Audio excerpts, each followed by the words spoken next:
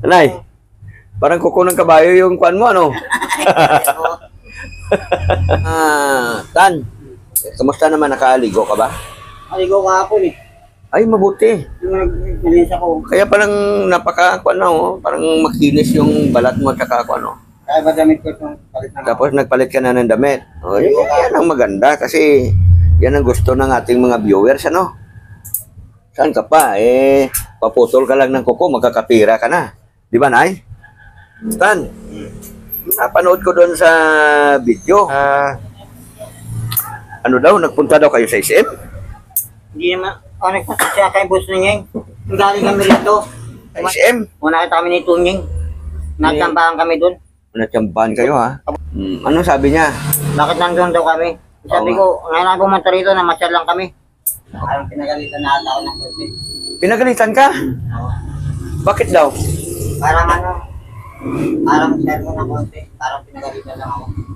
Ay, ganon? Wikwi, wakwa, wakiwa, ayi, tira. Ay, tumatawag kasi mga kawaki. Oh, Jonathan niya. Ano? Okay lang mag-video tayo, Tan? Sige, upo ka dyan, oh.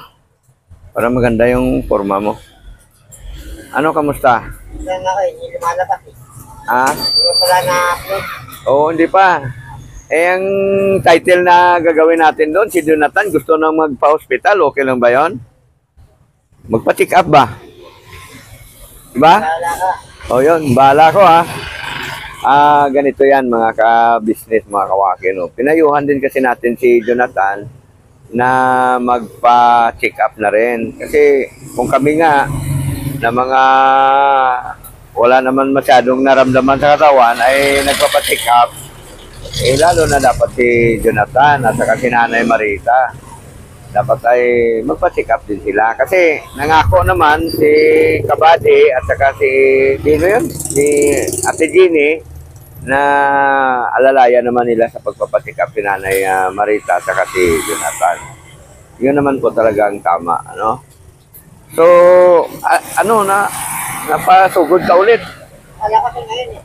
Ang alin? Okay, alam mo na ba yung address mo ron? Sa inyo? Dito wala mga address doon. Hindi yung address mo dyan yung sa tinitirhan mo. Wala mga address. Hindi ah.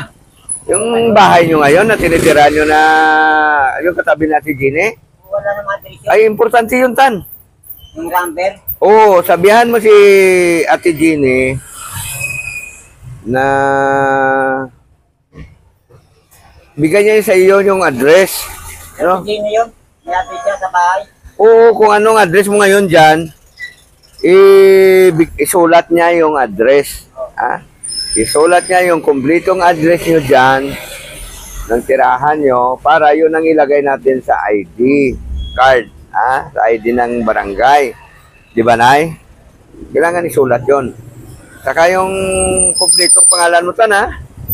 Oo. Bisana nga. Nga? Jonathan Bisana. Jonathan. Bisana lang. Bisana ba? Bisnan? Bisana. Bisana. Ano pa nakalagay doon sa binigay mo sa akin? Bisnan? Jonathan Bisana. Jonathan Bisana. Oo. Kay Nanay Marita naman. Yung binata. Anong ganun? Karas din. Jonathan. Marita Bisana rin ata yun. Nay, Marita. Marieta ba o Marita? Marieta o Marita? Marita. Marita, hindi siya Marieta, ha? So, yun ang ilagay natin. Marita Bisana. Iba kasi yung spelling ng Marieta sa Marita. No? Bisana. So, yun ang ilalagay natin, ha, sa address nyo. Ngayon, tandaan mo, ha, ang punta mo roon ay mga alas 10. Kasi alas 10, maluwag na ako niyan. Kasi may ayusin ko pang mga kaso roon. So, alas 10, dapat nandun ka na. At saka ikaw lang. Huwag mo na isasama si Nanay Marita, ha? Tika lang. Kayo ba nagkape na o ano? Naggatas na kuya. Ha? Naggatas na kami doon umaga eh. Naggatas na. Ikaw, Nay, nagatas ka na, Nay? Nagatas na? Ano daw, anong sinasabi nito? Dapat kaya. Ha? Gatas, Milo. Ano, Nay? May? Sige nga, ibigkas mo nga malakas. Yun! Kita mo, marunong pala itong magsalita si nanay pagdating sa usapang tunggaan. Tutungga si nanay ng Milo. Ha? Oo, Milo. Ay! Tira. Ay, yung kuko ni nanay, sabi ko, ipaputol mo na yan sa kaikwan. Ayaw niya kasi pumayag eh. Puputol mo na yan, Nay. Huwag lang isagad para hindi lang masugat yung paan ni nanay. Iganon mo na yung paan, Nay. Iganon mo yan. Oh, kasi importante yan na pedicure ang tawag dyan. Kailangan makakuha tayo ng professional na pedicurista, no? Yan, no? Kasi yung kuko pala ni nanay, mahaba na, yun, no? Yan. Mahaba na tunay. Kailangan tunay maputol. Kasi pag nasabit yan, pag nasabit yan sa mga bagay-bagay, baka masugat ka. O ngayon, ang putol mo dyan, kwan lang, yung huwag lang isagat, yung hindi ba masugat yung iyong pa. Ano? Diba? So, ganun ang gagawin natin ay ha. Papuputol mo yan. Ikaw na lang kaya. May nilcutter ako dito. Gusto nyo putulan na natin ngayon, ay? What about what? Bakit? Bakit na ayaw mo? Para hindi masabit yung kuko mo. Ha? Ito lang banda, oh. Ano? Paputol na natin. Kay Jonathan. Payag ka. So, ayan. Putulan mo na ngayon, Tan. Pasok na kayo dito sa loob. So, ayan. Papasukin natin sa loob ng bahay, mga kawaki. Nanay. Ay, kamusta yung binigay ko pera sa'yo? Binili yung pagkain? Yung pera binigay ko sa'yo kahapon, binili mo ng pagkain? Yon, mabuti. Basta pagkain lang lagi na, ha? Huwag ka nang mag-inom ng soft drinks o ano. Ano gusto mo na yung Milo? Milo? Inom ka Milo? Ayun, gusto na ng Milo, ano? So, kaya natin pinapasok dito sa loob ng bahay si Jonathan at si Nanay Marita dahil sa napansin ko nga yung kuko ni Nanay Marita. Pag sumabit yan sa mga bagay-bagay, ay, kwan yan Mabit na nga. Oo, Tumugo na nga niya. ay, sus. Yung pumunta kami nila kuya, yung nangyari. Oo, Mabit ko po kayo. dumugo? Kita mo, dumugo na pala. Kailangan kwan yan ba? Kailangan tawag dito, maputulan natin yan, no? So, Tan, kwan ka na, pedicurista ka na. Pagagandahin mo dahil baka baka maraming magpapadicure sa iyo, ha? Kikita tayo diyan. Siyempre may bayad 'yon kapag ka kan. So,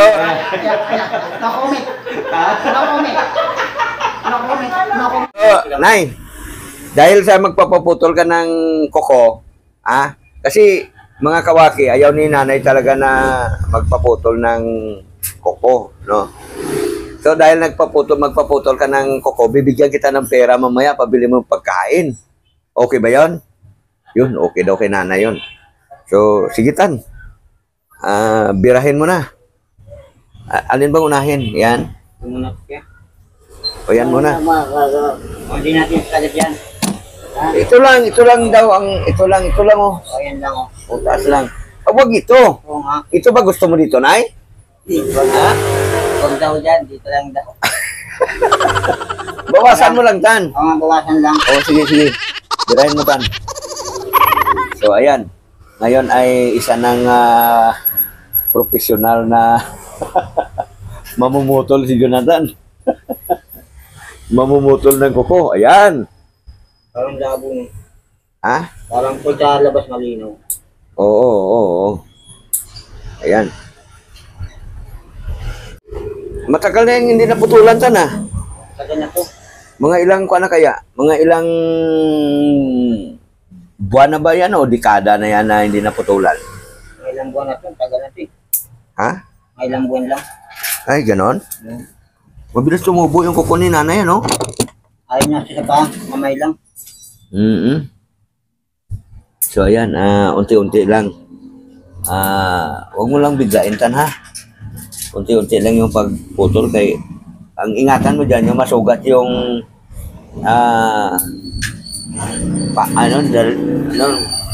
daliri ni nanay dyan sa kamay, ay sa paa. O yan, yan. Flashlightan natin para maliwanag. Yan. Kita-kita mo ba, Tan? Yun.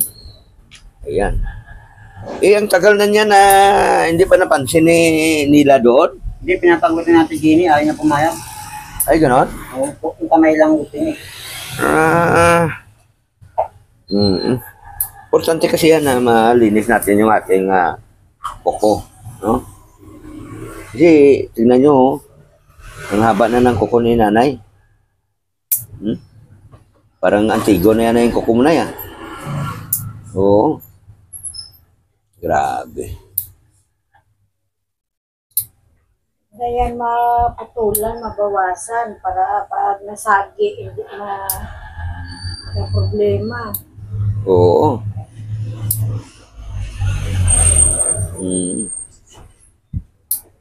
Yun.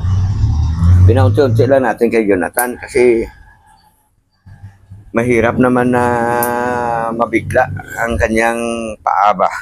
Basta ang pinakaingatan mo dyan, Tan, yung wag masugat, ha? Yun. Kasi si nanay, ano ba itong sabi ng doktor? Diabetic na ba siya o ano? Meron daw. Ha? Meron daw. Mayroon daw?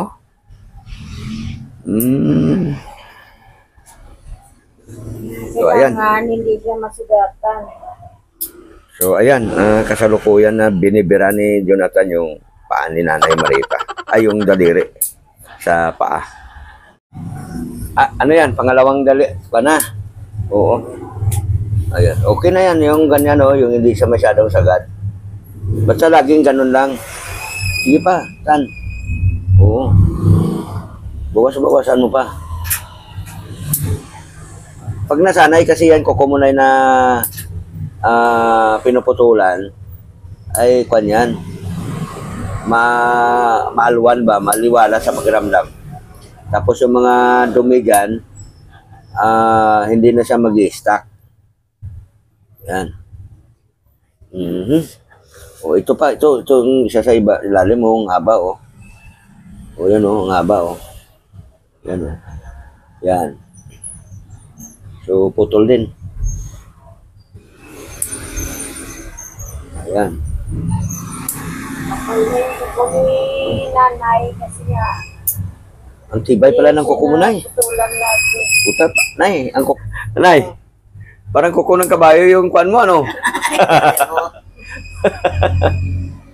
Ayan, natutuwa si nanay at pinutol na yung kanyang kuko. Ayan. Kasi sobrang haba na eh. Ayan. Tan, kamusta naman, nakaligo ka ba? Aligaw kahapon eh. Ay, mabuti. Yung nag-release ako. Kaya palang parang makinis yung balat mo at saka Kaya ba damit ko itong palit na Tapos nagpalit ka na ng damit. O, yan ang maganda kasi yan ang gusto ng ating mga viewers, ano? Para kumbaga hindi sila mainis sa'yo, masisiyahan sila. Baba mo na yung isang paa ni nanay para hindi ka O, mahirapan. yan. Baba mo muna. Hindi naman na gagalaw ni nanay yan? kunti lang. Kunti lang. Unti-unti yan, magagalaw yan. Ito, sobrang tibay nito. Saan ka pa? Paputol ka lang ng kuko, magkakapira ka na. Di ba, Nay? Ganda kaya nun. Ganda yung... Parlor mo yan, mahal ang bayad Ay, yan. oo, mahal na yan, Tan. Pagka... May lumunay. Yan. Milo, Nay. Magsangat ako ng nanay. Ayan, nag-inom na si nanay ng Milo. Ano, mainit, Nay? Dahan-dahan, Nay. Huwag mong biglain. mahaba pa yung usapan natin, lalo na sa pag-putol dito ng mga kuko mo.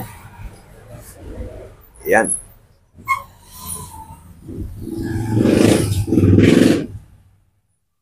Ang mga taong diabetic kasi, mga kawaki, maingatan lang na huwag masugat anumang bahagi ng katawan, ano? Lalo na dyan sa may bandang kuko na yan, no? Sa bandang ibaba. So, hindi natin pinapasagad kay Jonathan ang pagputol. Yun lang mga bandang dulo-dulo lang bata. Tapos pag umaba na naman sa tan, putulan na naman natin ulit. Dito ka na pag umaba yan, punta ka dito at putulan na naman natin. Anaya. Para, siyempre, bigyan na naman kita ng pambili mo ng pagkain. No? Yan. So, Tan, napanood ko doon sa video. May video akong napanood na ano daw, nagpunta daw kayo sa SM? Hindi naman, nagpunta siya kay boss na niya. Galing kami rito. Bumalik yun na kami ron. Nung hapon na yon, nagaling kayo dito? Pumunta na kami dun. Namasatas, binigyan siya. Nagpunta kayo sa SM? Muna kita kami ni Tunying. Natambahan kami dun. Natsambahan kayo, ha? Papunta nga na. Tika lang. Saan SM yun, Tan? Yung sa may Ayala, sa may Robinson. Ana, May Paligo. nakarating kayo doon? O, dalawang beses lang ka. Akala natin pupunta rin. Ngayon lang kami pumunta. Masyal kami tapos. May nagbigay 2 tao lang. Nakarating kami doon sa may tulay. Abay, madami na yun. 2 tao. Nag-abot din sila. Ha? Nag-abot din sila. Oo. Magkano naman ang kwan? Magkano naman ang binigay sa inyo doon? Hindi mo nakita na kay mama eh. Saka nadaan na kami ni Tunying. Oo. Ni Tunying, pinalab kami. Nadaan na kami ni Tunying. Binlag kayo? Oo. Ano sabi niya?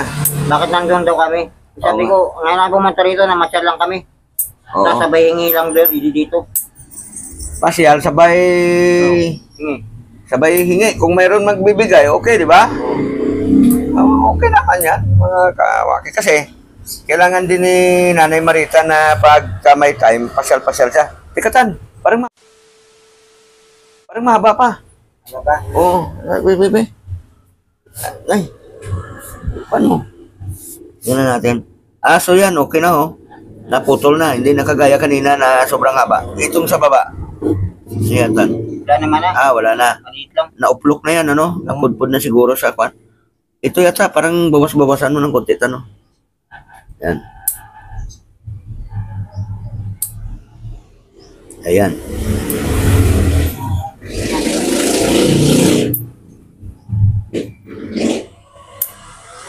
Ayan.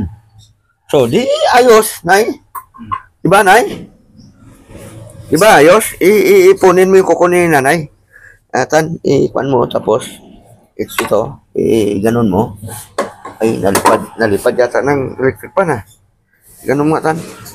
Para makita natin kung gano'ng kadami itong nakulikta natin na kuko ni Nanay. Pan eh. Na-okay na. So, Ipan mo nga. Yan. Punin mo lahat. Para matingnan natin yung gano'ng kadami yung kanyang kayamanan. Kayamanan yan. Pag may bumili niyan, chat lang kayo. Joke lang, ano. Comment kayo nga dyan, mga kawaki, mga ka-business, kung okay ba na si Nanay ay naputulan natin ng kuko. No? Tapos yan. Siyempre, hugas si Jonathan ng kanyang kamay dahil sa nagputol siya ng kuko ni Nanay Marita. Yan. So, nga pala, no? Tuloy natin yung ating kwentuhan tungkol doon. Nung makita ka ni Tunying doon sa may Ayala, sa Robinson, ano naman ang kanya? Ano naman ang... muna lang ako ng konti. Ha? Parang pinagalitan na ata ako ng konti. Pinagalitan ka? Oo. Bakit daw? Parang parang share mo ng konti. Parang pinagalitan lang ako. Ay, ganon? Parang kasi, baka dumapano na si mama eh. Baka mapanggaraw eh. Marami doon sa kyan dumadaan doon eh. Ay nakarating ko kami doon. Kaya layo-layo nyo. Ay nakatulad pa yung sa likod namin, nakatulad. Na? May nakasulat doon sa likod nyo. Ano, may parang, oo nga, parang may karatula doon, Tan. Hindi namin ginamit na. Nandun sa may likod. Ay, ganon. Sino bang gumawa ng karatula na yon? Si Balong yung kaibigan ko, yung nagtitinda ng isda. Pinasulat ko lang. Ah, si Balong. Oo, pinasulat ko lang. Hmm. Kasi hindi man na marunong magsulat eh. Magbasa eh. Pinagawa ko lang kaya. Pero hindi namin nagamit. Nasa likod lang yun nandun. Ah, okay lang yun. Kahit, alam nyo kasi, Tan, ganito yan. Wala namang mawawala kung may mga taong tumutulong sa inyo at nagbibigay sa inyo ng mga biyaya.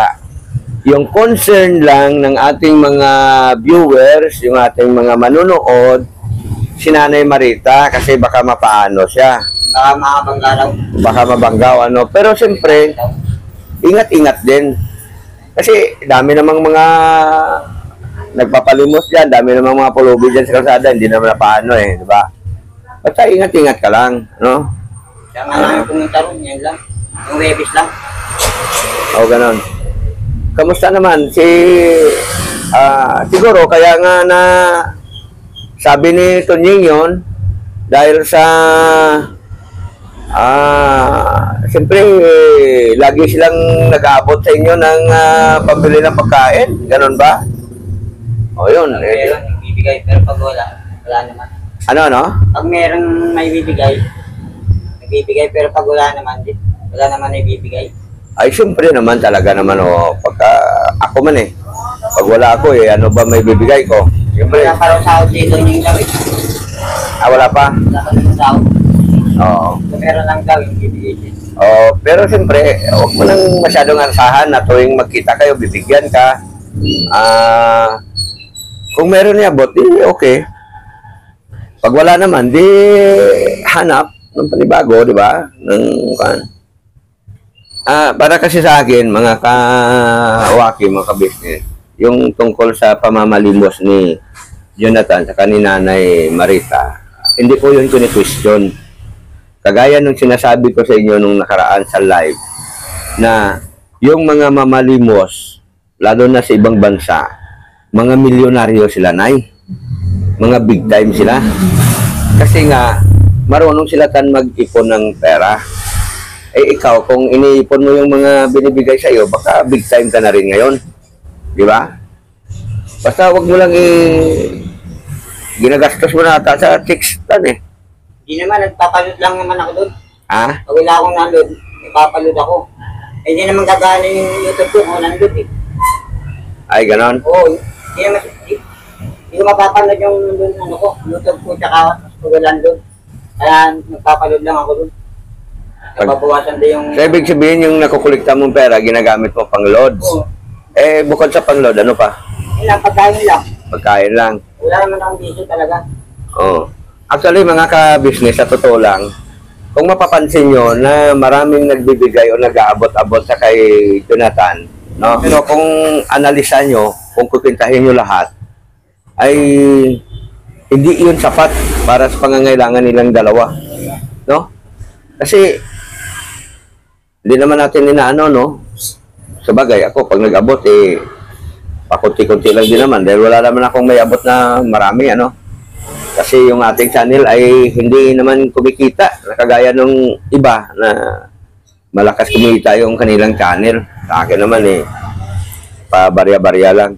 So, kung kukunin mo doon sa kinikita mo sa YouTube, yung pang-abot tulong sa mga kababayan natin, ay hindi talaga masyadong nakakasapat.